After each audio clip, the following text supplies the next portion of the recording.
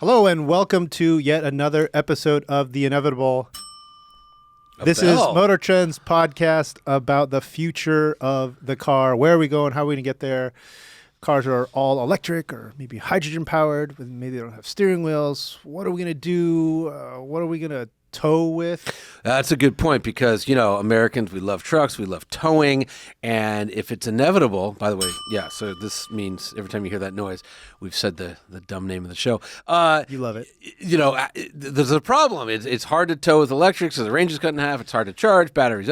So we got this guy today, Mike Sokol, and he knows more about electric towing than anyone I've ever talked to. All right. And like our accountant friend that came on, John McGuire, he actually reached out to me, and I actually had a little pre-interview with him, and after about 5 minutes, I'm like, we got to get this guy on the show, because he knows so much about something I know nothing about, but we really need to know about. Great. And that was, for those of you listening home, Johnny Lieberman. Yeah. He is the MotorTrend Senior Features Editor. Now I'm actually on one of two. We have a new Senior Features Editor. Who was also a former guest of The InEVitable.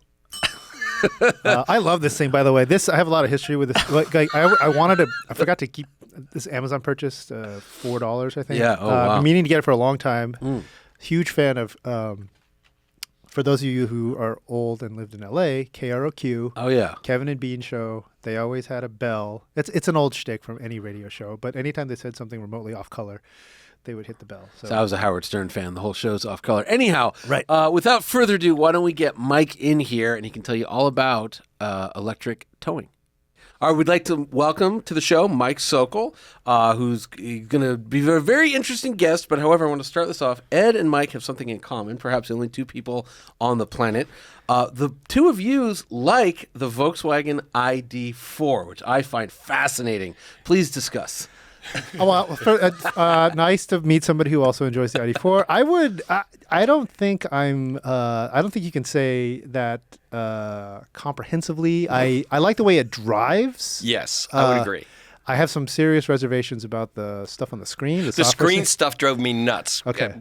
It did. So, do you have one? I had one for 8 weeks last summer to do some experiments with. So, yeah. Yes. I actually just wrote about this. There's an update on MotorTrend.com about how it is very much a German car. It drives beautifully. It's got great steering. It's got one of the, I think we're going to probably figure out, it has probably the tightest turning circle currently available. That thing is, it's like a go-kart. Yeah, it turns on a dime, literally. You can bust a U-turn in a residential street without any problems. But it's a mess when it comes to software. The screen, for me, I don't know if you had this problem, but every time I'd get into the car, I did put in my name, so it says, hi, Ed, EDL, E, lowercase d, capital L, and then you have to confirm that it's you, and then something happens. But it's like the welcome whole thing is terrible. I was having all kinds of issues. I was afraid to touch any of the environmental controls as I was going along because, it's hot out, and why did I turn the heater on? And I don't understand. So I'd have to pull over to try to figure out how to turn off the heat and turn on the air conditioning. And I'm just like, this is a little too complicated. Oh, I thought you guys love this thing. Oh, no. I think it handled great. I think I was getting an honest 275-mile range out of this thing with my foot in it, driving all over the place. And, I like the fact that it sounded like a spaceship when you were decelerating because it made my neighbor's dogs nuts. Right. So anything that does that. It's got the low speed, right. That kind of stuff. So, but I thought, my wife said, she could learn to live with it, except she wouldn't touch any of the screen controls. Yeah.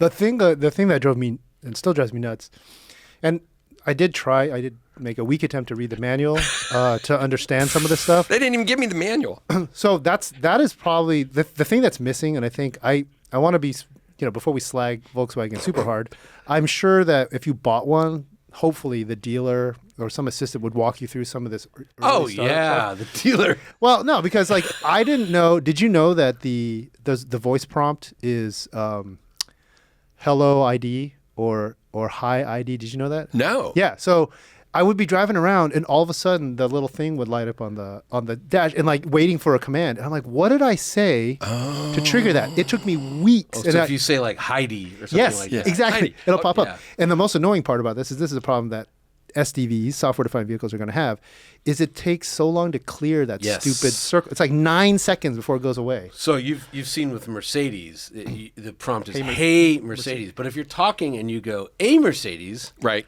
it blips on and Right. it's just and you're always like cancel, stop, go away, Right, shut right. up. Because your music goes down. Yeah, you're listening to a podcast. Right. You're like, what's going on? But what I found out, because I was so annoyed, because I thought I kept brushing the button on the steering wheel. Right. That would trigger it. Right. Right. Wasn't that way. I did actually look up. I Googled everything, and Googling versus reading the manual is so much better. And I found the voice prompt, and then I found the voice controls you can use, and they're actually not bad. It's like you tell the car, "Hey ID, I'm too hot," and it lowers the temperature by 1 degree. Oh. So, or you say, "Hey, I'm really hot." It lowers it by 2 degrees. It's quite funny and or stupid.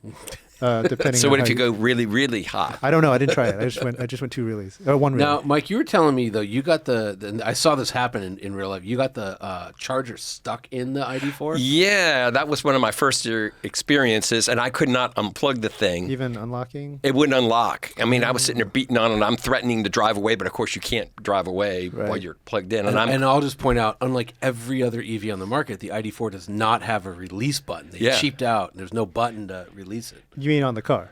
On the next to the actual plug where you plug it in, every other EV has a release you push physical the button, button. and you're trying to pull this thing out, and But there's nothing's no happening. button. Yeah, and I'm like, I'm going to be stuck, and I got to leave. I don't know quite what to do, and so I'm calling up, tech support. Then that's right on the charging station, and sure enough, they said, "Well, there's this little workaround. We're not really supposed to tell you, but I will tell you." And I really want to know this because I really want to leave. Huh.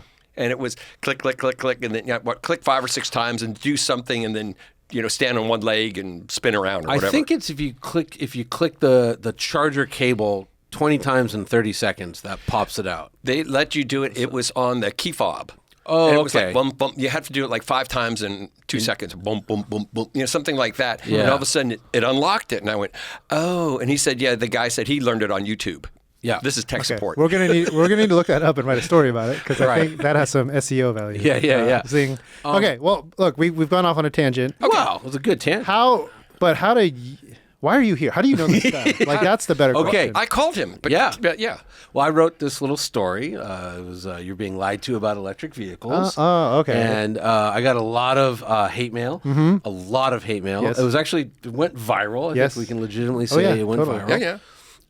And Mike got in touch with me, and he sent me an email, and there was something in there where you said something about EV towing. Yeah. I said about e-trailers. E-trailers, and we had just the Lightning had just been announced as our truck of the year. Yes. And the 2 serious criticisms that we got were, how could you say a truck that can't tow, even though it can't tow that far, could be truck of the year and cold weather. And when I saw that, I said, "Hey, do you know a lot about this?" And first of all, if you had this guy's biography, like Mike, did you build nuclear guidance systems for military guidance systems Yeah, back in the 80s. Yeah, so Mike, were you in a band? Like, I mean, this, I played before I could talk. Okay. My mom said it's you know that what I mean? stuff. So we had a Zoom meeting, and he just told me his background, and I was like, we got to get this guy on the show because he really is like an expert in kind of like everything. Okay. But specifically knows a lot about not only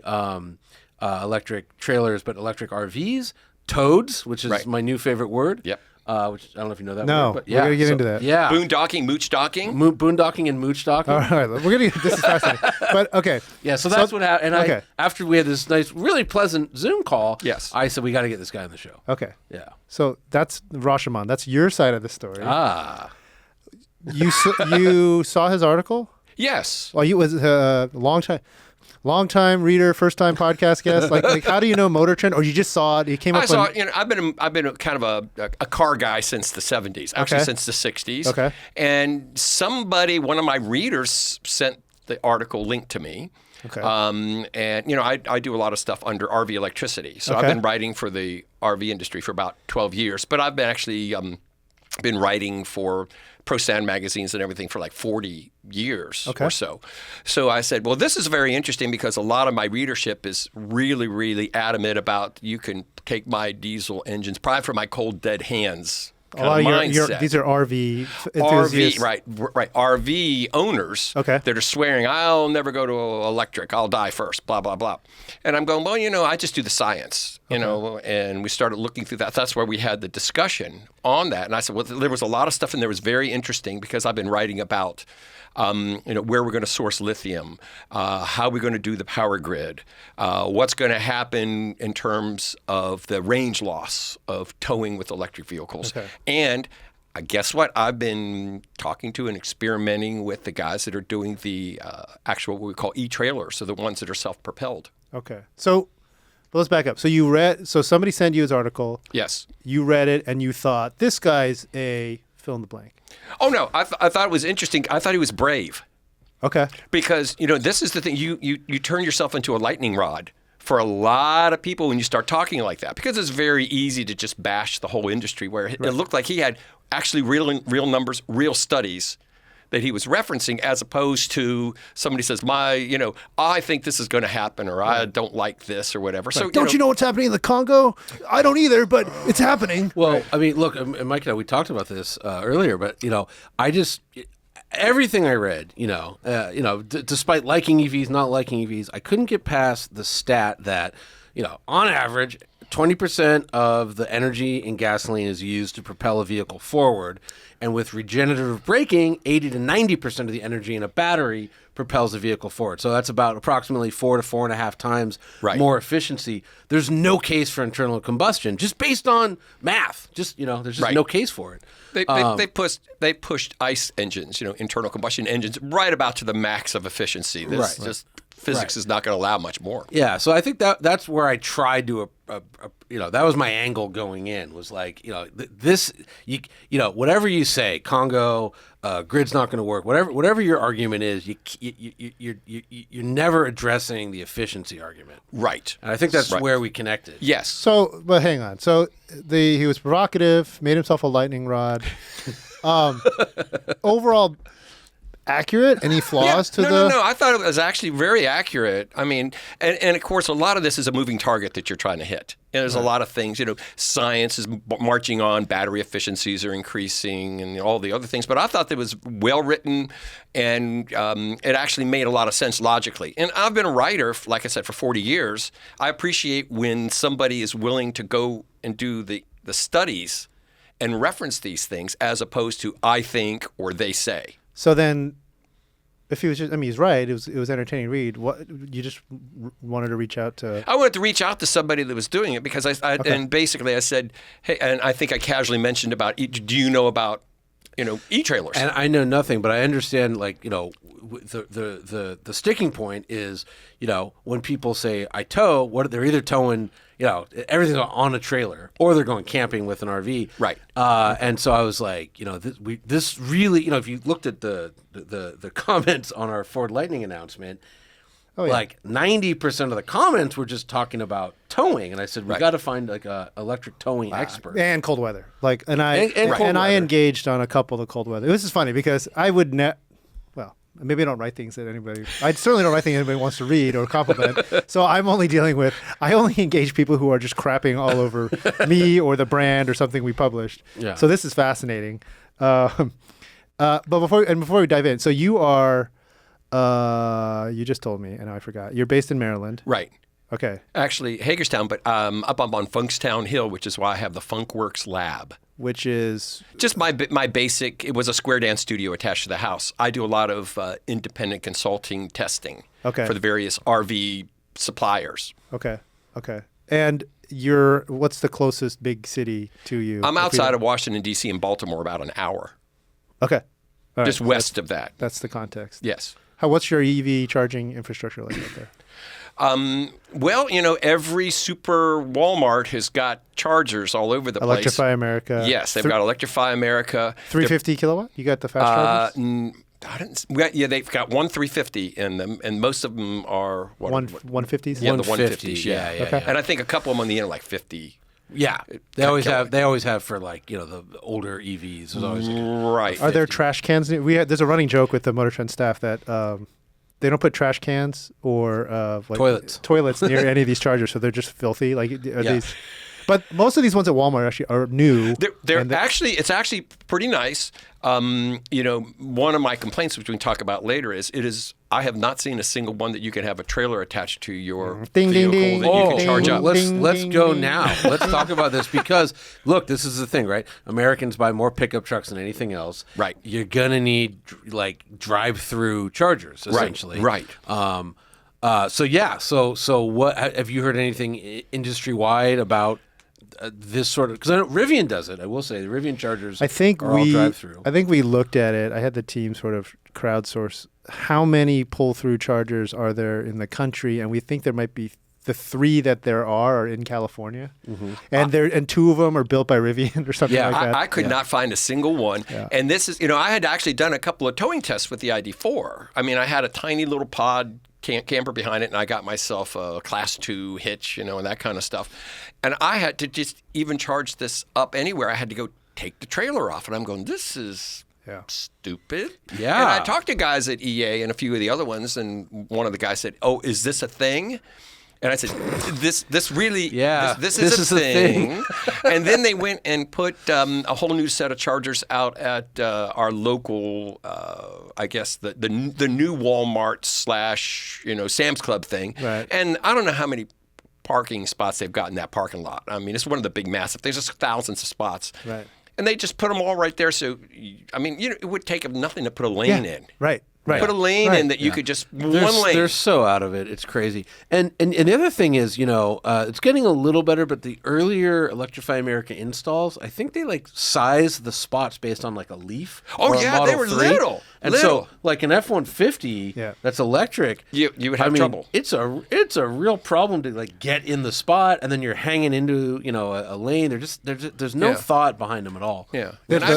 I was gonna say the thing that blew my mind is this piece we ran on the Tesla, the Semi, that to charge it you have to take the trailer off as well. They didn't. I guess you. Well, it's for 10 hours. I guess it's not the end of the world, but. There's no. I guess there is no quick charge for a battery that size. I guess that's. But Rivian is all the Rivian chargers were designed that you're towing a trailer, so they're Right. But the problem with the Rivian network is they stick them at the top of a mountain, so it's it's helpful if you're there, but.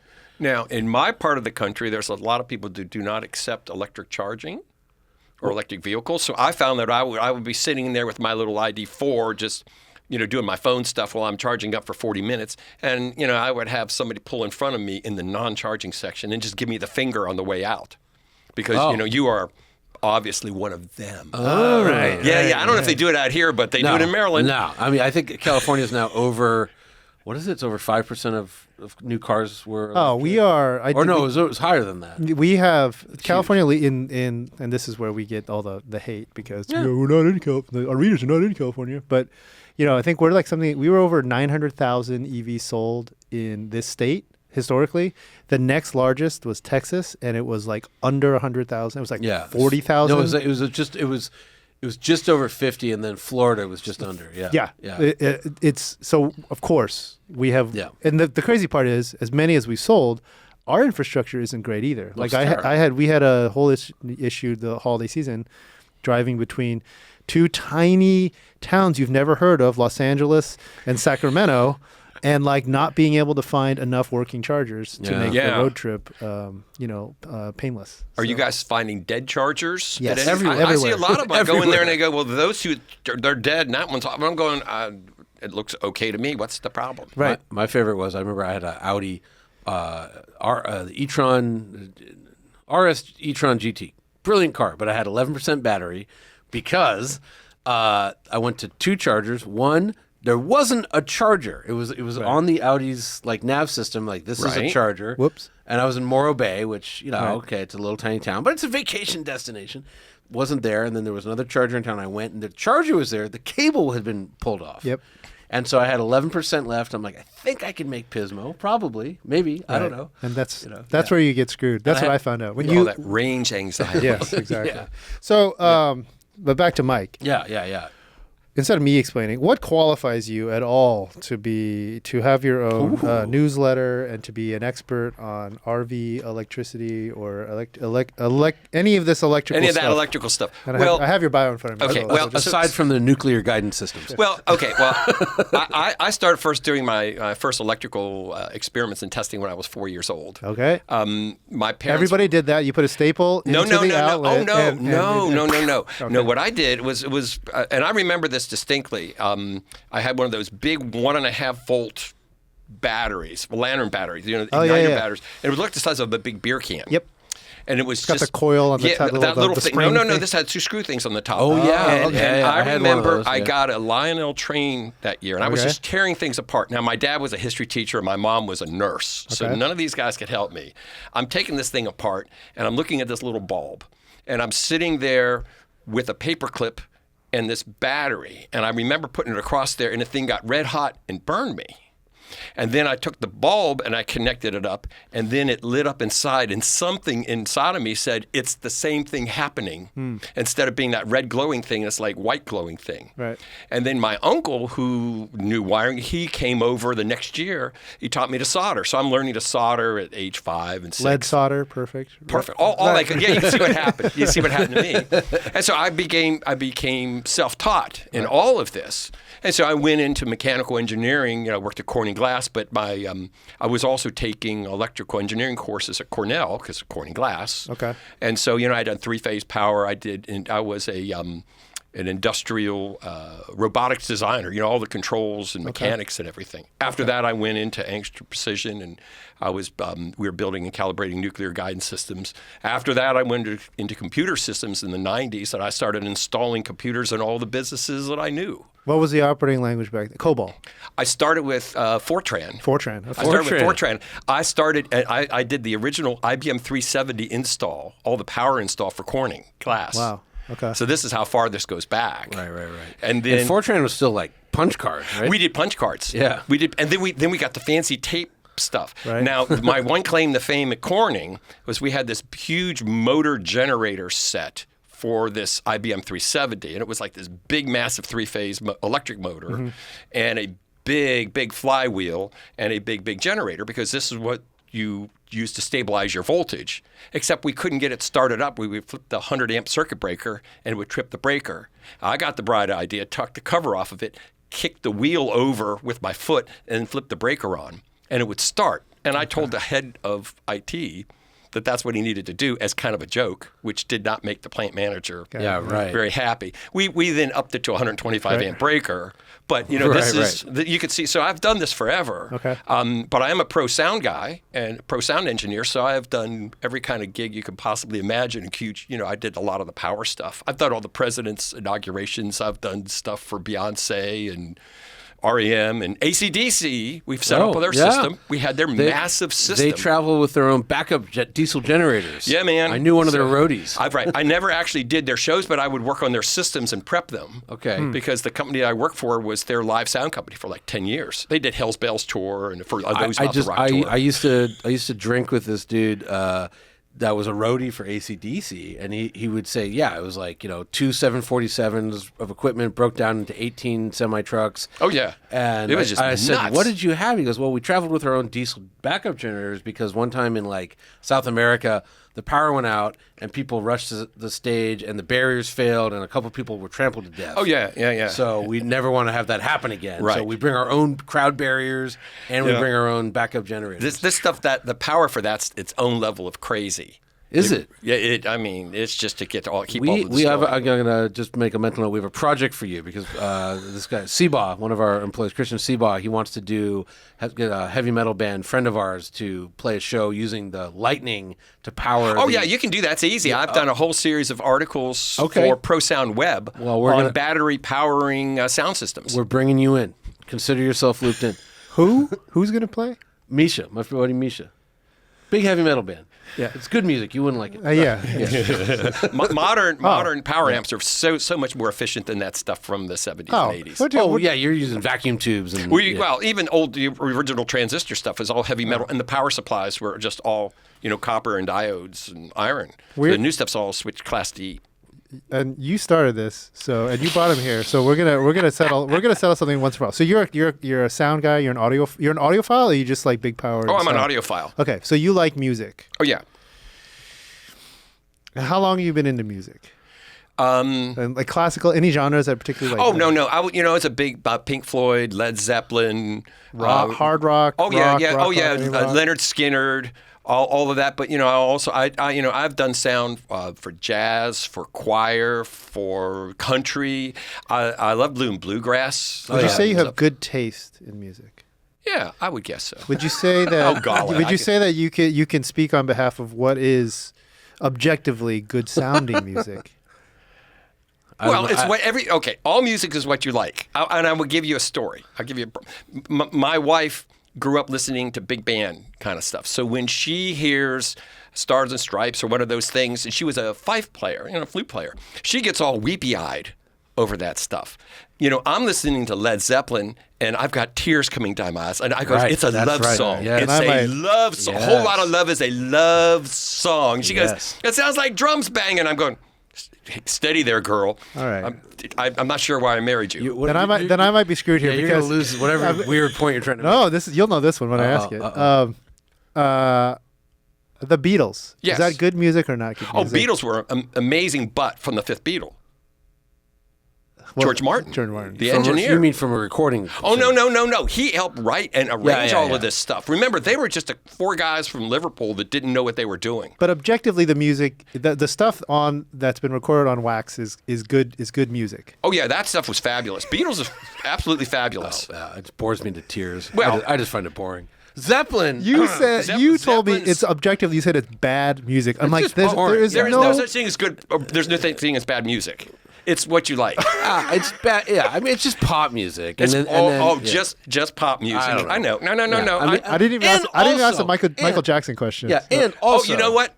He and I were both born in Gary, Indiana. Just saying. Well, just there for what it's. He's making notes. Yeah. Notes. No, I mean, I was also like, anyways, let's get back to EVs. So the Beatles. Actually, I got texted a video of Jason Bonham doing a drum solo yesterday. Oh yeah, from his house. Oh yeah. Oh no. Yeah. Absolutely incredible. And my kids love that early stuff too because they had access to all of my music library when they were like 6, 7 years old. And they go, Dad, have you heard these Beach Boys? And I said, that Beach Boy stuff's good. Right. I'll put a button on it. So the only AC/DC story I have is that I did Mila Amelia with Brian Johnson. That's right. Much to your jealousy. That's very cool. He let me sit in his Bentley, so he let me sit in the old blood. Well, there you go. Yeah. All right. So you are eminently qualified to comment on anything electrical or sound related. Yes. But we should dive in. Yeah, let's get to these self-propelled trailers. Yeah. Okay. Let's talk about self-propelled trailers. Okay. What is that? Okay. Well, you of course know that when you put a trailer, it's like a big wind load, and you put that behind any sort of EV tow vehicle, you're going to lose half to 3/4 of your range just automatically, especially at any kind of speed. Well aware. So you're well aware of that. Well, I know a couple, 3 companies that are working on that right now. So, and this is stuff that you can find online if you look around. So Airstream has something they call the E-Stream. Get it? Kind of cute. Right. It has basically a 75 kilowatt hour battery in it, traction motor generators in the wheels, and they've done some things to clean up the aerodynamics. But it will hook right onto your vehicle. It does all of its own calculations. Apparently, you don't have to link it to the vehicle to tell it what it's doing, except for the brake controller, I believe. But it will, in theory, and this is still a prototype, completely offset your range loss. Negate itself? Yes. So in other words, if you have, let's say, like a Lightning, which has a 300-mile range, you could, in theory, you could tow this E-Stream for 300 miles. Yeah, and you'd have to charge both, which is you've got to charge 2 things. That's the tricky part. And you can use that same battery in there also just to power the trailer itself when you're there if you're not out of juice. Now this brings up mooch stocking and boondocking. Wow. So let's before those are 2 very interesting terms. Let's pause a little bit. As you're towing like an E-Stream, obviously the truck and trailer are connected for the brake lights. Is there any other Is there any other kind of thicker No other cable communications that I know How about of. power? Is there power theoretically going back and forth between the truck and the trailer? It doesn't. The trailer, from what I understand, they're not planned to actually put power back into the truck. Okay, so it does its own thing. It probably has got a little 7-pin connector, with 5 amps or whatever. So the trailer will not put power back into the truck, and the truck will not put power into the trailer. However, Interesting. I'm just thinking about charging. You could in an F-150 Lightning because you could do the bidirectional charging theoretically, right? Well, no, but what I'm saying is instead of having to plug 2 things in at once, would there be a way to plug the truck in like and an then overflow? it's like you link the batteries just for charging. There's somebody that makes a Y connector that you can plug into a thing that will go over to the other. But again, I don't know. What they really haven't planned that far forward. One of the neatest things you can do with it is you can drive the trailer around the parking lot by itself without the truck hooked on it. This is interesting. Yes. Well, how do you steer it? With your iPad or your iPhone. This is just for parking. And no, you can't get any speed up, and I could understand that Johnny really wants to sit on the trailer hitch on the front of this thing in a chair going 60 miles an hour down the highway. So in other words, there's one little wheel. There's one wheel in the front that's all whatever. Yeah, it's the same one if you would do manually. Yes, and the tires and the wheels on either side, it's just kind of like a zero-turn mower. Is this a 4-wheel trailer? No, it's just what they call a Bambi. It's a little one. It's about 20 foot, 19 foot, or whatever. It's not huge. So it's the size of a double axle Airstream. It's a single axle. A single axle? It's a single axle Airstream. Okay. They lovingly refer to them as a Bambi. Right. Okay. I don't know why, but they do. So, but you can, because I've seen it do it. They'll move it around the parking lot. I don't know if it goes a mile an hour or something.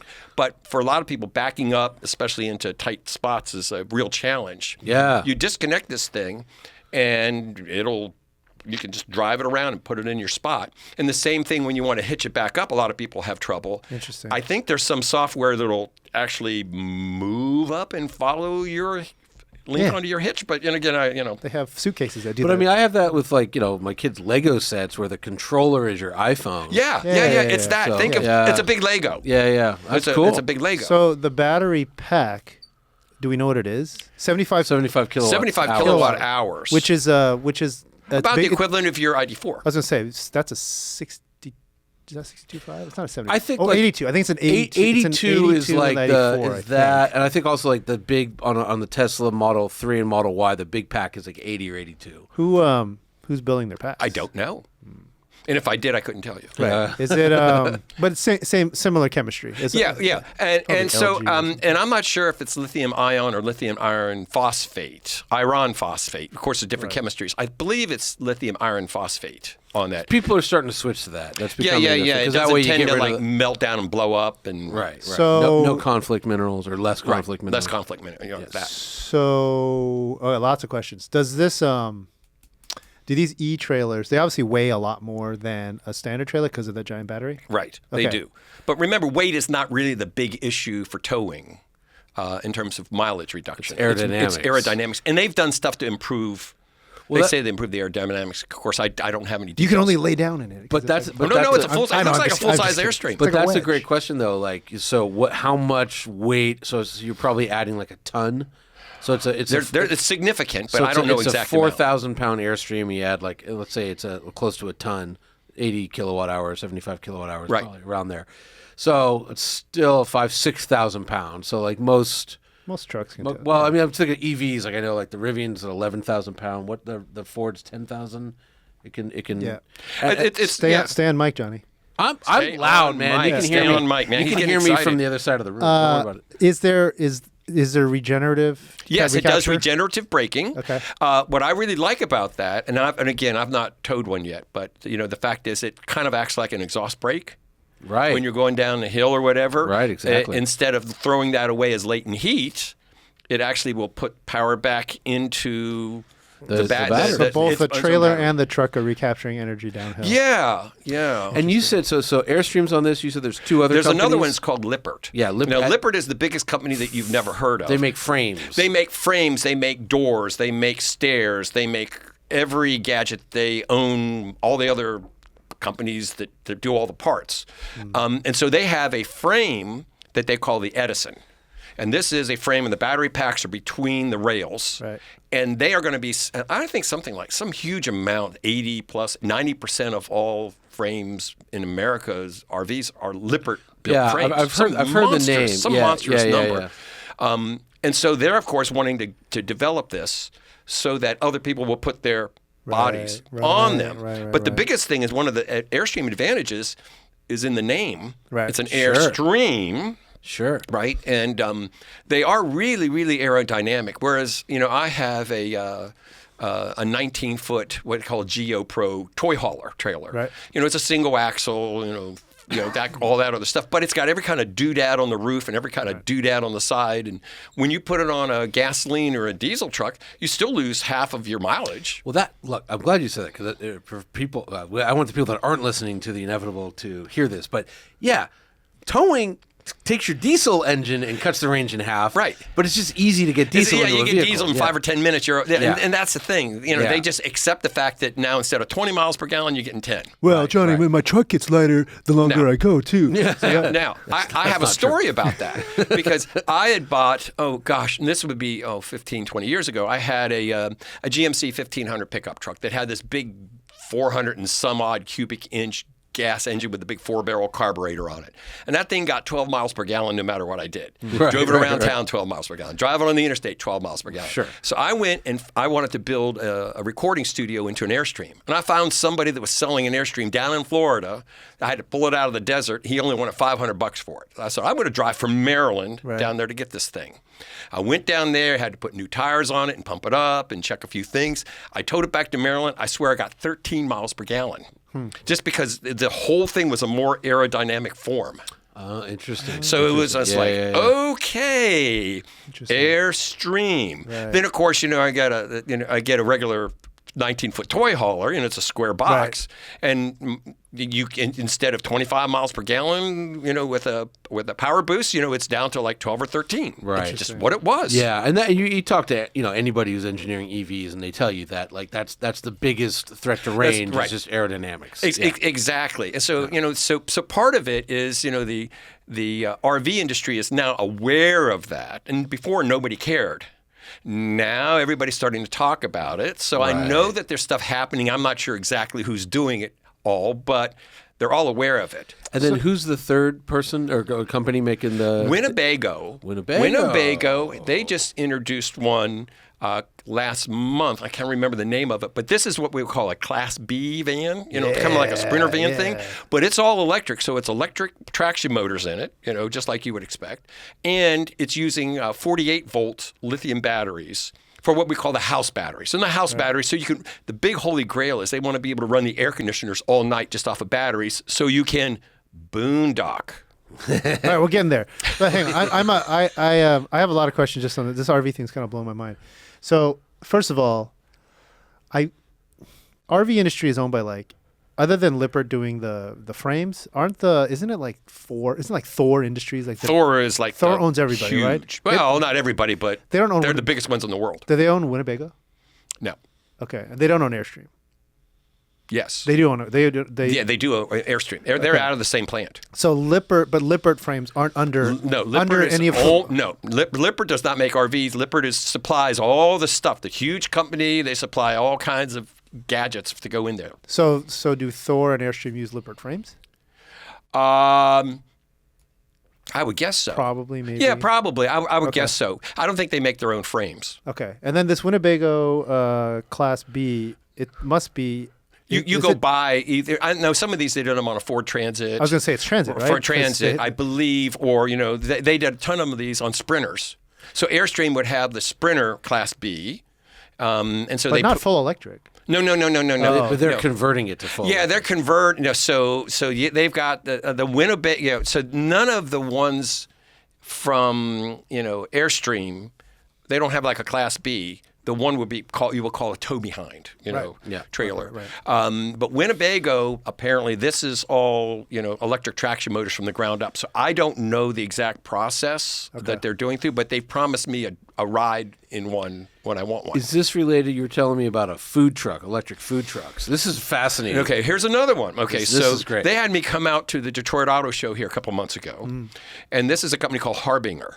Okay. And so what they've got is it looks like a big flat frame, and it's built so that you can drop a body on top of it, like something for what you might call it, UPS or whatever, delivery truck thing. So they said that the average EV or consumer car is based on 100,000 mile lifespan, and then falls apart. So they're building this at 250,000 miles. Mm-hmm. So, but basically the battery packs, you can stick as many of them under the frame and just bolt them in as you want. And then you drop whatever box that you want on the top of this thing. So right now they're partnering with a company out in California, I guess out here in California, that's doing food trucks. Okay. Because that's the idea of not being able to run generators is going to be rearing its ugly head. They've got the top of this thing covered with solar panels, and it has a lot of batteries. And the longer the wheelbase is, you can just keep adding more batteries. And what you're talking about is California is trying to ban generators for and they're noisy, they're stinky. They're two-stroke or worse. So then you would the cooking is all induction burners? Well, they would. Now here's the interesting thing. You can put propane.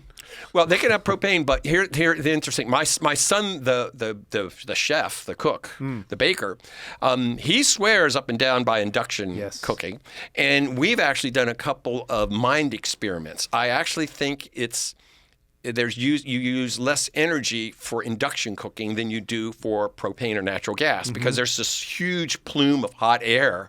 This is why you have all those hoods to get rid of all of that hot air, whereas the induction only heats that thing up. We just did this at the house, and this is all I was like a diehard.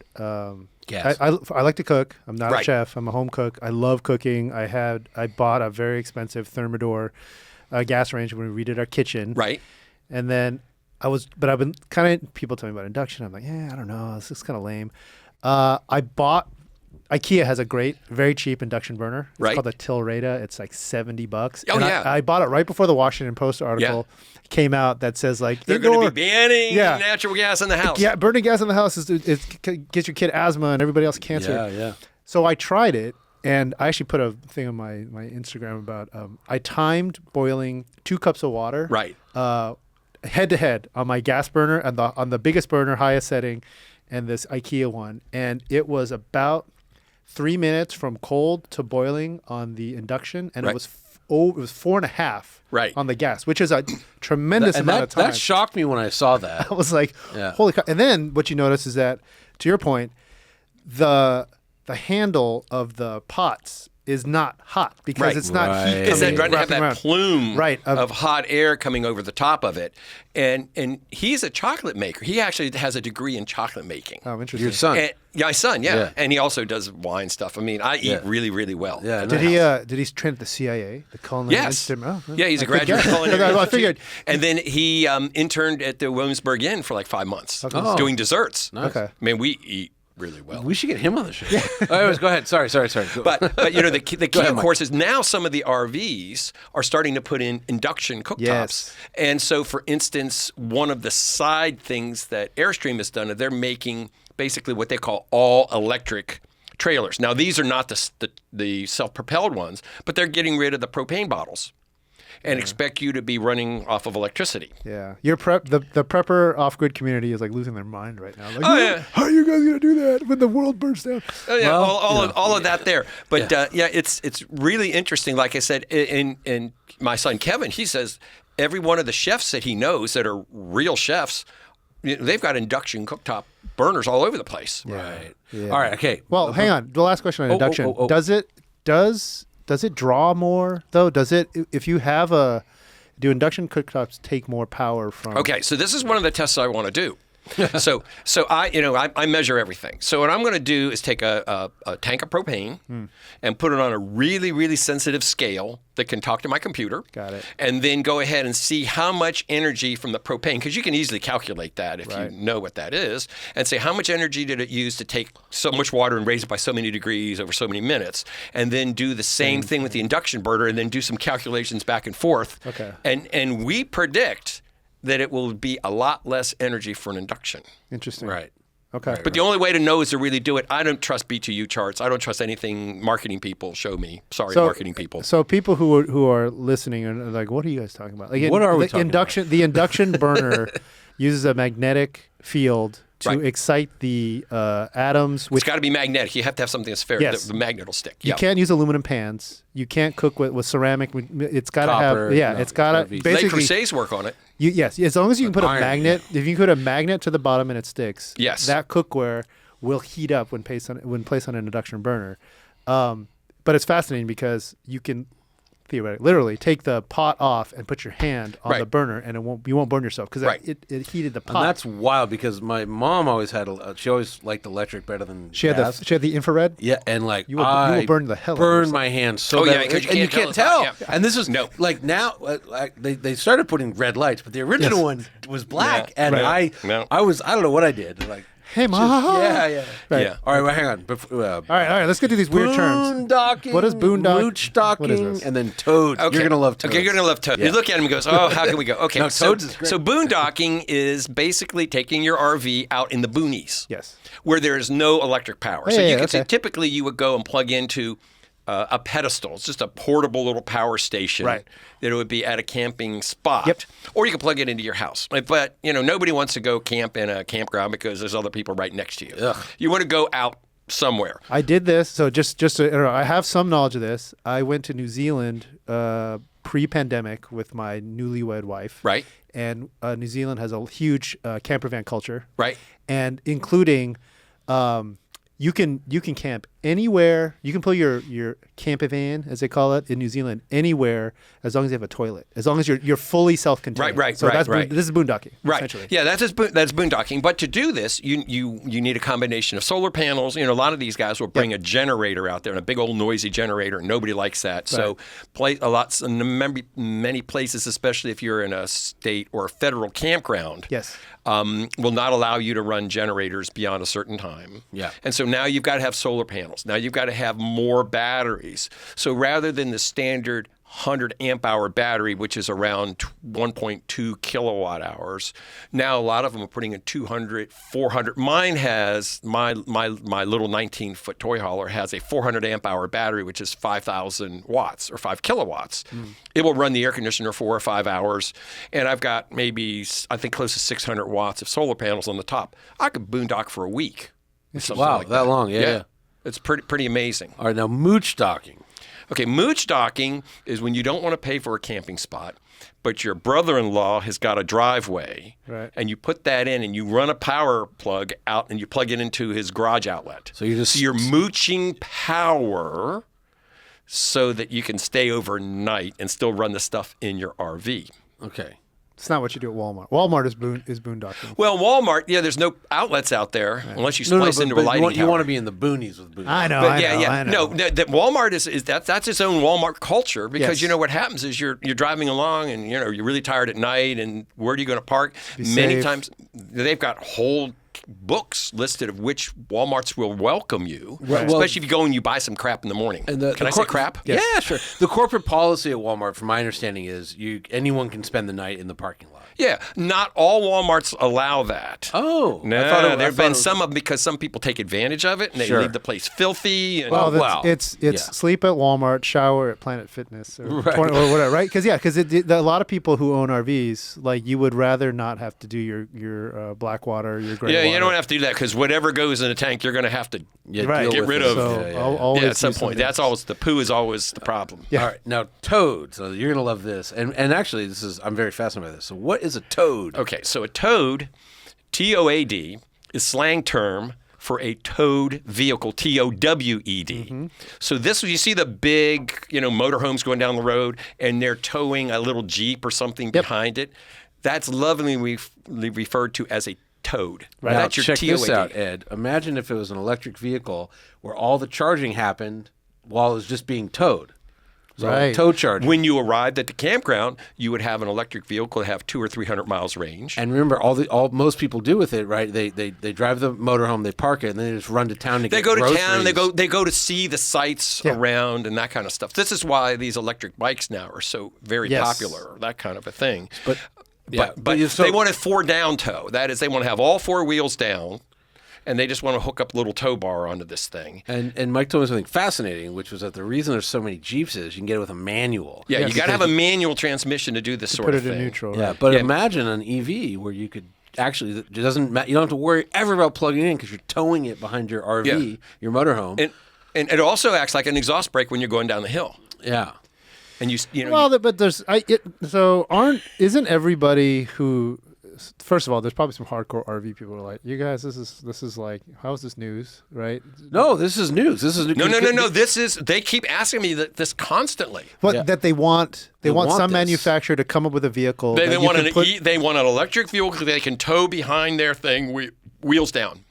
Okay. So, all right, but Rivian, for instance, it was going to be something they wanted to feature, and then they realized what you were talking about. The duty cycle is pretty gnarly on this. So, tow charging. Yeah. So Rivian does not publicize the fact that you can tow charge a Rivian. However, in the owner's manual, if you're stuck, they tell you the process, which is like you got to have somebody in the vehicle, you put it in reverse, and then you very lightly feather the throttle while you're being towed, and that's how you tow charge. Yeah, and Rivian. remember, most of the time when these guys are when they're driving, they don't expect to be able to recharge this vehicle up in an hour. Most of these trips are like 8 hours long or so. You may be 300, 400, 500 miles between camping spots. Right. Yeah, so if you're doing just a little bit of drag, right, you can really charge this thing over 8 hours. Yeah. So I get it, and I appreciate the optimism. This is great. Toads. I know that's a great term. I appreciate the optimism. I'm trying to take the position of all of the haters that we encounter. I got guys because the idea is it's great. It makes a lot of sense. I got lots of questions that I want to ask, but there's no free lunch here, right? Because towing this, the drag created, you're going to reduce the fuel. And fundamentally, we are talking about there are no EV RVs yet, and if there were, a tow it would be stupid because it would reduce the range even more. But these things only get 5 miles per gallon with a diesel pusher anyway. You're still talking about a diesel RV towing one of these things and reducing its own fuel economy by the tiniest bit. That's would be measurable. the thing, right? Because you're already going to tow a Jeep, right? You're already towing a 4,500-pound vehicle. Okay, that's fair. This is where I'm trying to understand. Yeah, and it's inside the slipstream of that bigger vehicle, so it doesn't really. There's no arrow hit. Doesn't really do an air problem. And again, you're not trying to charge it in an hour. You're trying to charge it over 8 hours, a couple days even. And if you're going down hills, guess what? Your regenerative braking, I would kick it in when you're going downhill to charge as much as you can. So you're converting that kinetic energy, back into potential. So now I get it. Now the question I have is, this would be genius, and this is not really for you. This is kind of for the universe. Could any of these current EV manufacturers engage or create a towed mode over the air? Yes, they could. Of course, they could. I think so. I've talked to a number of them. First off, they say, "Well, no, it doesn't do that because of duty cycle," and no, why would anybody want to do it? And I want to trademark right now towed mode. Mode. So but that's me. Rivian has it. I mean, but the problem is, like I said, you need to have. This is what we were told on the TED adventure was you got to have a person in there with the vehicle in reverse while it's being towed forward and lightly touching the throttle. AI should take care of that. Now, did you see the reference I sent you to the leaked patent for Ford? No, I missed that. Okay, so what they have is let's talk about leaked patents. Leaked patents. And so what they have this idea that they're going to take like a big old honking semi truck, and they're going to set this up so that you could have like 6 or 8 EVs hooked up behind it, so you could drive this thing from one city on the interstate to the next one, kind of like the what's that big train in Australia? A road train. A road train, right? Yes. And they would charge them all up, so you could be, I guess, sitting in your vehicle or whatever, like and then a ferry. It would ferry you 500 miles or whatever, and then you would arrive completely charged up, and they have a whole string of EVs hooked up to them. And I don't know how this would work, but there's a patent. Where's the efficiency? What's the efficiency? Well, it's not the efficiency. It's because you don't have to put in individual charging stations. You are charging these things when you're going across these big areas distances that have got no chargers. So that's like those yacht haulers. You ever seen those? Yeah, so that stuff. They have like, it's a 1,000-foot boat, and you can float like 20 yachts on it. So you want to take your yacht from Martha's Vineyard to the Mediterranean. Well, I don't take mine that far. Well, yes. Perhaps you do. Yes, right. But so you boat your yacht and that way you're not actually having to pay someone to drive it. So this is like, Yeah. I want to go on a road trip. I'm going to have. Well, this sounds That's pretty cool. almost exclusively an Australia problem, where they have huge, vast stretches. I didn't say that this was a great idea. I'm just telling you. I saw the leaked patent on this thing, and I went, "That's the weirdest thing I've ever seen." Well, but that's interesting because like we this is a whole nother episode, but like to build out home charging, the grid, it's not that big of a deal. But to stick in like semi-truck charging and interstate charging, that's trillions of dollars. Yeah, there's a lot. This is a way to bypass that. That one with, again, I don't know. A lot of this, again, I just report the news. I would say Australia probably could use solar and kangaroo charging. Kangaroo. For kangaroo mode. K mode. Oh no, this is only for inevitable. Our button is just for when somebody says the word inevitable. Okay. Oh, but he said it. There you we go. Thank you. Thank you. I like our first only sound effect. Very high budget. Exactly. Yes. All right, so we covered mooching, Mooch docking, boondocking, and toads. So moonwalking is Michael Jackson. By the way, kangaroo charging is fantastic. back to I'm gonna that's have a jump start. Get it? exactly. No, but that's a great term for it, because if Ford's patenting it, they're thinking about. But it makes a lot of sense if you look, there's a ton of people that go from like Chicago to the Ozarks to summer. Right. So having and you don't want the hard part of the EV experience is the road trip. Right. Once you're in the Ozarks, you're just running around town. Right. So this is a way just to like transport your EV cheaply, and it shows up charged. So and I'm not predicting this is going to happen. I'm just saying that guys are thinking about this Kangaroo charging. I mean, look, who do we talk to? Who did we talk to? Somebody. Was that?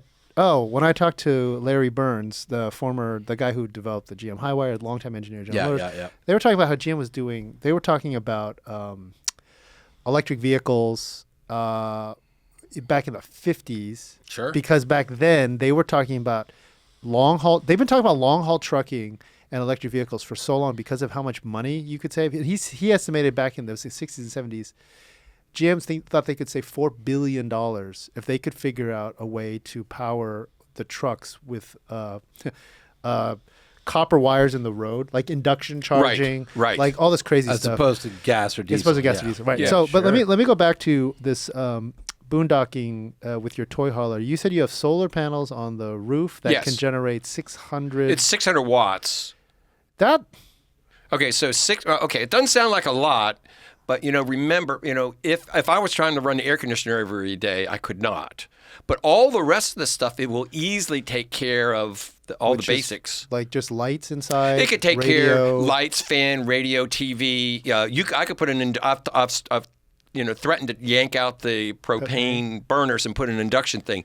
I am a little, I will admit, a little afraid of things like fires inside and gas inside of an enclosed space because I've blown a few things up. Right. So, but that's the entire roof of your toy hauler. The entire in fact, the newest version of it has been bigger. They've got 1,000 watts of solar. Solar now. I was just at the Quartzsite Arizona show last week. That's why I came from there, went home and came here, and they were selling solar panels at about a buck a watt. So 100-watt solar panels really like $100. Yeah. 200-watt solar panels like $200. How long have you been a solar, let's say, enthusiast? Well, I've been watching solar for the last decade or more. Okay. I now have panels all over the place that people have sent me to review. So one of the things I've threatened to do this spring is go ahead and put a bunch of those on the garage. I think that would be really, really interesting for like a Kia Sorento that has a plug-in hybrid. So it has basically 30-mile range. Something like that. I'm looking at 1,000 watts of solar panels on the top would probably recover 20, 25 miles of range a day. Right. And my wife drives 10 to 15 miles per day. And I said, you would never have to use gasoline unless we wanted to go out of town. So for the interim stuff, that actually seems like a really, really smart idea. Mm-hmm, mm-hmm. But so I think solar stuff, before it was expensive, and now it's cheap. Yeah, it's gotten really cheap. It's gotten really cheap. Yeah, because power controllers, all this stuff's cheap. Yeah, because I looked at just I have solar panels in my house, and I looked at the raw material cost, and we put them in 5 years ago. Right. and it's already down by like more than half. Oh, yeah. Just the installation is right. is more Just right. expensive. Look at what happens with computers and everything else. Right, I've got right. hard drive platters. 14-inch platters. The whole platter is 10 megabytes. Yeah. Right. And that was like $5,000. Oh yeah. Oh no, it was serious money, like sure. in 1980 dinero. Yeah. Right. So this is fascinating. So you write about all this. It's on your T-shirt, and Yes. you have a Substack. Yes. What is? Are you? Is that this is your main gig? Well, I do a lot of consulting work with the manufacturer, so that's where a lot of my income comes from. Okay. But what I also find that writing for individuals gives me questions. So because I don't know what the questions are going to be, so they say, Mike, what about this and what about that? I use that to help develop my own testing procedures for this, because what you got to do is write for the people, as it were, and the manufacturers like the fact that I'm out in the trenches, as it were, getting information. This is what I've done for the pro sound industry for decades as well. But how long have you been? But you started covering RVs from the angle of electrical systems within the RVs. Was that the angle? Yeah. My original thing was my no shock zone and RV electricity, and basically this was electrical safety. And also, power distribution and how to run air conditioners and all those other bits and pieces. This is like for the hobbyist, the RV hobbyist who wants either is built like refurbishing. No. This is brand new ones. I mean, how do I plug in?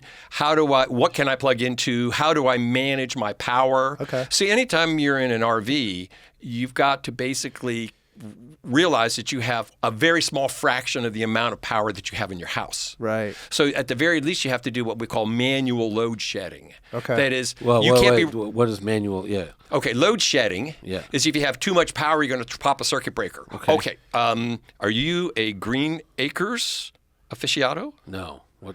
You mean the TV show? Yeah. No. Lisa Douglas knew this. Yeah, that's it. You know it. So she had a big thing she had on the wall. Because they only had one circuit coming into their little house, and you had these plugs that were marked with different numbers, and you can plug a 3 with a 7, but not a 4 with an 8. Oh, or you keep it under 10. You keep whatever it was, and in RVs you have to do the same sort of thing. It's Apollo 13, the startup process. Exactly. So you're plugged into. And many times what we call the pedestal that has limited power. Okay. So you cannot run the microwave and the air conditioner at the same time. Sure. You have to choose. So that's load shedding. And if you do it manually. Right, manual. That's manual load shedding. Some of the higher end ones know what's happening, and it'll shut off your microwave if it's going to run the air conditioner. Or you actually hear your microwave step down in output. Yes. Yeah. So the manual stuff is you just have to know. If you're doing this, don't let your daughter run her 1,500-watt hairdryer in the back, because it is going to pop the circuit breaker. Right. Okay. So you've been doing this the electricity side of managing RVs for how long? This will be my 12th year. Okay. On that. And then in that time frame, EVs have certainly penetrated the auto industry. Right. So then your audience, you kind of mentioned this. Are they like for or vehemently against electrification in the towing vehicle and in the RV? It's in the trailer itself. Where are they? So basically, what they love the idea that the RVs themselves are being electrified and they can do more boondocking. So part of the problem is, especially when the pandemic hit, everybody started buying, RVs.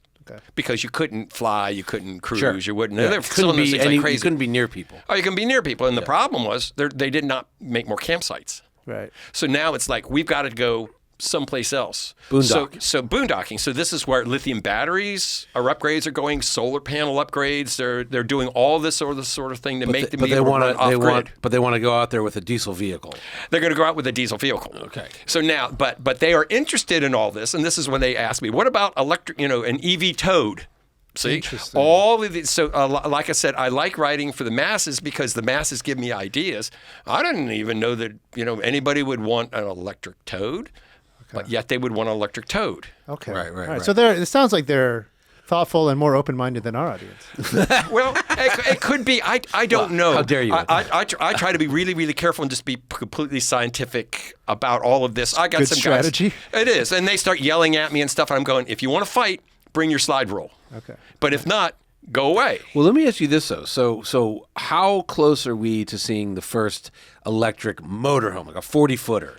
Okay, so the guys at Harbinger Yeah. have said that could become, the big chassis, that could become what we would call a Class C or C+. Yeah. Kind of a thing.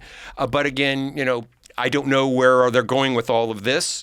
But, there's all of these deals in place in the background. I don't know. Because that's going to be terrible aerodynamics. Right. Very, very, very heavy. But, Tesla's showing us, at least, and, for the first one out there, like, there is viable. You can do a semi-truck that, like... You can. You can, there's interesting things going on. But some of them don't understand the power limitations of this. So I had one guy say, well, how long, if you built one of those, how long would it take if you just plugged it into your house? I said, you mean like a wall outlet? 7 weeks. Weeks, months Yeah. to do this sort of thing. Yeah. Right. And, so they think that they're going to save money on their 5 miles per gallon diesel. Right. But I'm going, no, it doesn't work that way. Well, if you could charge it fast enough, you would save money. But And see, this is the thing that I've tried to tell them. This is another thing that, we look at.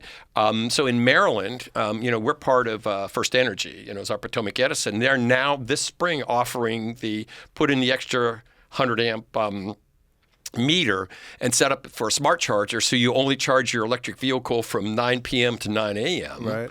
And you save, they cut your rate by 50%. So it'll cost me like 8 cents.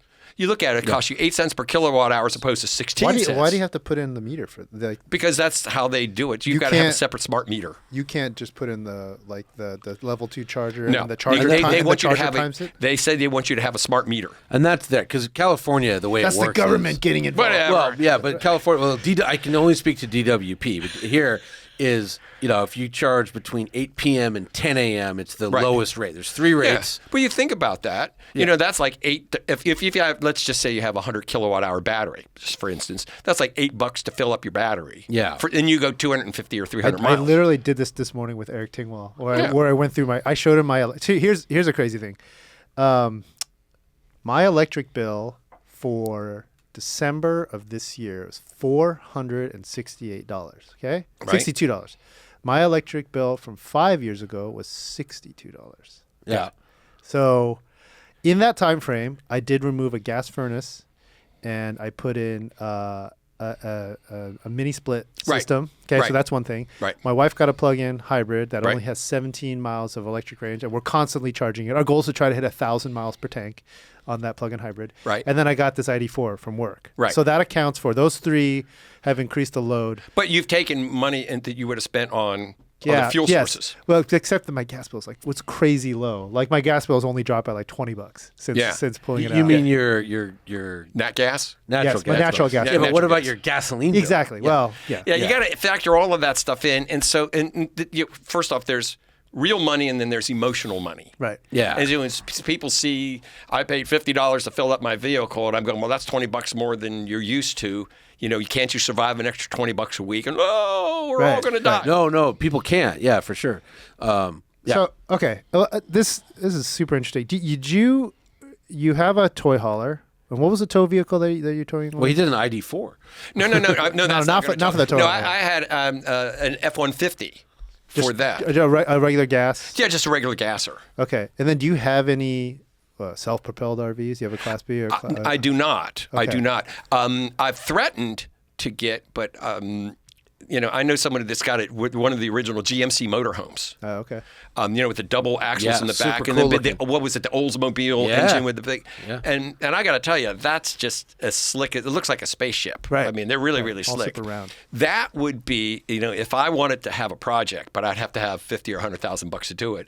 I would put traction motors in the 4 wheels in the back, put batteries in there, and then make this, and then you could pull out the Oldsmobile engine in the front, and they make drop-in diesels for that. A modern diesel. You have a diesel electric hybrid. You have a diesel electric hybrid, and it would be like a Class A minus. Yeah, I want to get back to one thing that you were talking about. With 8 cents a kilowatt hour, and it's $8 to charge 100 kilowatt. So that would cost you like $14 if you had one of these e-trailers that you were talking about. Yeah, you have to. 75 kilowatt hour battery, right? Plus 100. Well, a little bit more because how big's the F-150 battery? Like about 100. Oh, it's only 100? No, it's bigger. 110.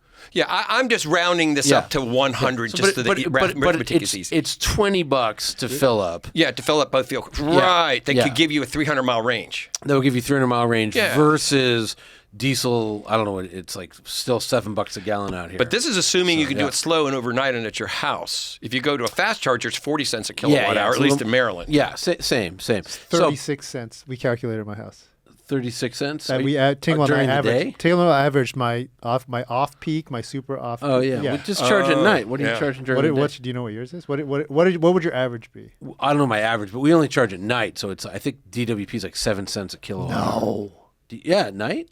How do you do that? How are you charging it only at night? Are you program the truck? Yeah, just tell it only charge at night. The truck has a function. It says when do you want to. Don't look at me like I'm insane. I tried to do this in the ID4 and it didn't work. Well, the Rivian has a thing that you set when you want it to charge. Yeah, I got the same thing. It didn't work. Oh, mine works. So, but mine actually, and the Rivian Smart shows you. So when it's charging, it shows you a green ring around the charger. Yes. When it's ready to charge, it's blue ring. Mine is white when it's you open the thing and you plug it in and then it's thinking about it. Then it turns green and you're charging. There seems to be no. Mine's white and then software upgrade. Yeah. Yes. No, I mean Rivian's a much better vehicle than an ID4. So it's also like 3 times as expensive. At least. Well, but the key, if you could do that, assume that that's a software thing and you could make that work. Yeah. You could charge up most any vehicle overnight. Yes. Yeah. Yes. And look, the other thing is we should have all done this. Is that I forget what it's called, but that smart panel that I should have got. Yes. I didn't know about it. Have you seen this thing? No. It's a smart home panel where you literally from your phone you have individual control, not only metering but individual control of every outlet in your house. Ooh. So what you can do is, like I have for my laptop, there's 3 places where I plug my laptop in. Right. Bed, couch, and kitchen table. Right. So. You can, but I have 3 chargers plugged in. Right. And so for a while I was like, I want to save power, so I don't want to. You can save that couple of watts of parasitic draw. So I would move this charger around. Then I got lazy and I'm like, you know what? I'm gonna leave it plugged in. Not you. But you could from your phone, you could just say, turn this on. Parasitic draw is a real thing. It is a real thing. We waste a huge amount. Oh, God. Every outlet in my house has, first of all, it's got one of those little Costco power strips on it, and they're awful. Yeah. So, but imagine. So I wish I would have done this because I spent $5,000 on my panel. Yeah, but the panel's $5,000. That's the smart grand is $7,000. No. I'm saying it was my panel was like $4,000 plus another $1,000 for installation. Panels ain't cheap. Yeah. Right. Everything post pandemic is a fortune. My buddy who works at Edmunds, Jonathan Uffalon, he just put that smart panel in. Oh, does he love it? I haven't asked him yet. Well, see, what they're trying to do, though, and I'm not sure what they're doing here, but real quick, so you could just say, only turn on the car charger from the cheap times. Right. Yeah. I will say, panel. it is really, or I'm just an idiot. I'm very busy. It's very hard to calculate how much energy, how much it costs to charge my wife's car and my car. Well, you have Tingwall. You tell Tingwall to calculate. I've been the apps. I've got my own meters. So you put in that I do. Well, I should not big meters, but I mean I've got my own plug-in stuff that I do for my testing. We did that. Kim Reynolds put one in at the garage, and that's what Scott Evans was telling me. Like, hey, you just gotta put the thing in, write it down when you plug it in, and then come back to it, write it down. I'm like, dude, I have data loggers. It's already. I've got data loggers for that. Yeah. You got a kid. I'm trying to get the kid to daycare. Yeah. I gotta record how many miles. These people without children, they have so much time. Yes. Okay. Sorry, we interrupted you though. Yeah. I've lost my train of thought. What was it? No, we were just talking about smart panels and metering and grids and all that. And I just anyways. New subject. Okay, new subject. What else we got? Well, so when are we going to see these e-trailers? Look, I think we agree it's inevitable that electric trucks are a big thing, and this is the biggest truck market in the world. Blah blah blah. So I think that having these e-trailers as an option, right? So it has to happen. When are we going to start seeing them? I don't know. Right now, the only ones that I know are prototypes. Yeah. There's one that's been riding around Germany or something, or going through the Swiss Alps, I forget, or whatever. But I've thrown my hat into the ring. I've told all the guys, I'm under NDA with them. I'm more than glad to say bring a Rivian or a Lightning or whatever you want, and we will go drive around for a day or two and meter it all up and learn things. No, but what I'm saying is it a year away? Is it 5 years away? Now, I would say my swag, my scientific wild ass guess. I like that. Swag. He's writing it down. Look at him. You guys write everything down. Well, it's probably 5 years before this stuff's really on the. Oh, wow, things. that long. So I'm thinking prototypes another year or two. Okay. So for now, one that may be quicker than that is the Volkswagen, the ID Buzz. They've been promising me one for 2 years, and it looks like the little microbus. Yep. And probably with the Westphalia conversion on it, which they're doing in Europe now, apparently. Right. But this is where we started in the 60s with the hippie culture and all that stuff. And I got to tell you, my wife would love one of those. My sister says she wants one of those. Yep. You know, just you put the dogs in the back, you can do all kinds of stuff. Yeah, but what I'm saying is, people want to. I mean, they want to tow it. That's the psychological block. Right. On I am trucks. guessing. Right. I am guessing it will probably be 3 to 5 years. But then again, that's my sort of looking, my swag. I do know that a lot of the manufacturers that are doing this, they've all of a sudden they pulled their cards close to the vest as they're not really divulging what they're doing, which tells me some kind of announcement is probably imminent. Got it. But again, I don't know. Because Ford has to be aware of what truck people say about the Lightning. Oh yeah, and and again, they are aware. Yeah. The PR person Emma told me Eric Tingwall's towing story that we did on how the range plummeted with the 3 trailers. Something like 6 weeks of her life were devoted to trying to spin that thing. Spin it back. Right. I have a really good test area. That's just just west of Hagerstown. Oh yeah, you were saying it has it's got a 13-mile grade, 6% grade. And and you can make this loop. It's like a 60-mile loop, from my house up and then down. And and it's got electric chargers basically on both ends of this thing. So you could actually do some really interesting experiments. The truck without that, with a trailer on it, with a loaded trailer on it, with different aerodynamic things on it. And I'm glad I thought of this because we're near the end here. But what about, this is again another one of the huge topics of disgruntlement by the truck and EV community is cold weather. You live in an area where it gets really cold. It's 20 degrees there now. Right, and if you're talking about people who are boondocking and have batteries, and how is this? It's really terrible because these trailers have very poor insulation in them. And I do a lot on safety. The last thing you want to do is put electric space heaters in these things. But yet, these guys want to be able to. They want to boondock out in the cold. Right. They're just not built to do this. They just aren't. Right. That's it. Period. They're just not. They make certain things like air dams that you can put underneath of them to inflate. That'll kind of give you a little more insulation. More insulation, and there's a few other tricks that you can do. But you're going to be cold. I mean, not to savage the RV industry, but my understanding is that a lot of the bigger companies, the way they build some of these is maybe not with the highest. They're a commodity item. Yeah, they build them really cheap. And they know that they mostly spend their time parked in a storage unit. Right. And you're going to take them out a few times a year. Yes. But if you build an RV that was well insulated, you would cut down the interior space on it. Yes. It would weigh a lot more, and people want to take all the crap with them, and there would be a lot more money. And when you think about camping, most people do it in the summer. Right. Most people do it in the summer, and they're plugged in. And it's only been in the last few years that there's been a lot of people that have boondocked for decades. But now we're getting more and more people that say, well, they got a taste of it. And they go, I really like that. So we're seeing a lot of companies that are upgrading the battery systems. So Volta is one that makes a 48. We're seeing them going to 48-volt lithium batteries inside of them because they want to boondock longer. Now, that's not self-propelled. That's just living kind of a thing. And they're getting better at some of the insulation, but mostly it's to keep the sewage stuff from freezing. Right. Yeah. Well, yeah. Johnny's going, oh man. I'm not a camper for that reason. You don't. Yes, because to make it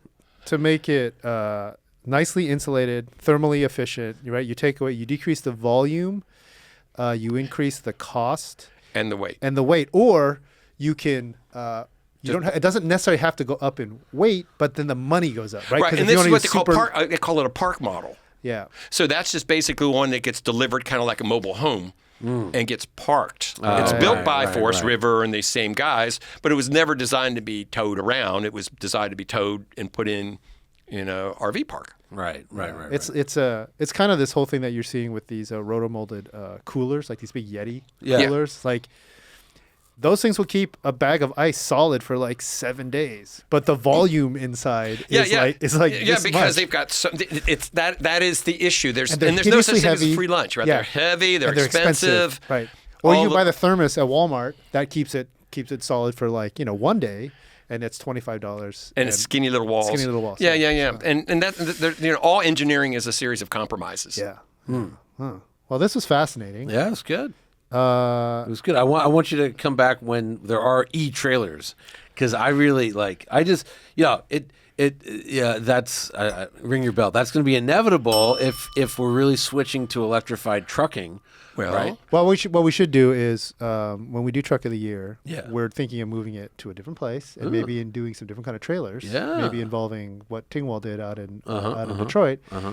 Maybe if something like this exists from Airstream or Thor or somebody, we can have them come out and maybe have Mike come out. It would be a blast. I'd love it. Okay. Yeah. Well, great. Very cool. Well, Mike Sokol, thank you. Real quick, where can people find you? Oh, yeah. Let's get some plugs. Best place is my new Substack, which is rvelectricity.substack.com. Okay. I'm doing daily things on there. Great. I'm also revamping my original rvelectricity.com website just to be a library. I had like 700 or 800 articles already just published. Yes, you point. Which I read I'm a now couple of those. moving all of that Got it. stuff, and Okay. I have so much stuff that I've written that I don't even remember what I wrote. Yeah. So I've got a library at everything about generators, everything about lithium, everything about solar, blah, blah, blah. We need to mine this library and link it back to our site with Monica Gonderman, who's been writing. Yeah. She writes all of our. We've actually had a lot of success last year in some of these articles when like EV. I think Airstream released some sort of concept. It blew up. Like all the really expensive RVs for some reason do really well on MotorTrend. It's I know. Yeah, Okay. a simple little Airstream trailer is like $150,000. Yeah. Oh yeah, well aware. 'Cause my wife and I, our wedding night, we spent the night in an Airstream. Too much info. Wow. Oh, okay. Yeah, but she's always like, "Oh, we should get a little Airstream," and I'm like, Little Airstream, a little Airstream, $65,000-$75,000. Yeah. Oh yeah, It's yeah. just A like- little Airstream, a Bambi. Bambi. Well, the little tiny baby, like the 10-12 footer, not the Yeah. Even that's 50,000. No, yeah, more than that. 60,000. Go to Yeah, Craigslist. yeah. And nobody want. I don't want to deal with a used toilet. Oh, that's so weird. Just I am. private- It's a thing. I'm weird. Leave me alone. All right. All On that note, thanks again, Mike, for coming all the way out here. It was inevitable. To be on the Inevitable. Yes, to be on the Inevitable. Appreciate your time and your insights. Thank you very much.